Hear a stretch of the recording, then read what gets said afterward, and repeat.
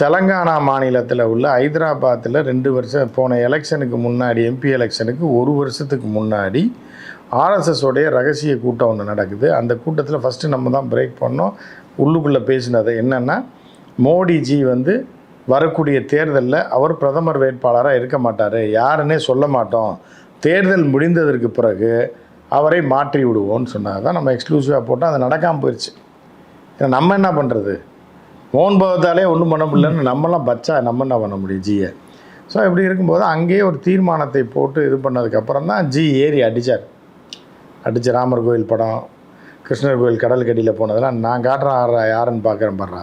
விவேகானந்தர் பாறையில் இந்த இது பூராமே உங்கள் ஆள் யாரையா ஒருத்தனை எனக்கு போட்டியாக நடிக்க சொல்லுங்கடா பார்ப்போம். நடிச்சு நீ வந்துரு, கமலஹாசன் என்ன தசாவதாரம் பேசணும்னு சொல்லி காலையில் ஒரு ட்ரெஸ்ஸு சாயந்தரம் ஒரு ட்ரெஸ் போட்டு அடித்து காலி பண்ணி, என்னையை தவிர இந்த பிஜேபியில் யாரையும் தெரியாது அப்படின்னு America, Australia, Canada, Spain, Italy, Portugal, Meloni கூட ஒரு செல்ஃபி, ட்ரம்ப் கூட ஒரு செல்ஃபின்னு. இந்தியானா மோடி, ஆர்எஸ்எஸ்னாலும் மோடி தான், பிஜேபினாலும் மோடி தான் நினைக்கிட்டேன். இந்தியானாலே மோடின்னு சொல்லும்போது 150 கோடிக்கு மோடி தான் தலைவன்னும் போது, ஆர்எஸ்எஸ்லாம் பச்சா காலி பண்ணி ஆஃபீஸை இடிச்சிடுவாங்க புல்டோசர் வச்சு. அப்படி ஒரு இயக்கம் இருந்ததுக்கான சர்டிஃபிகேட்டே தூக்கிடுவாங்க.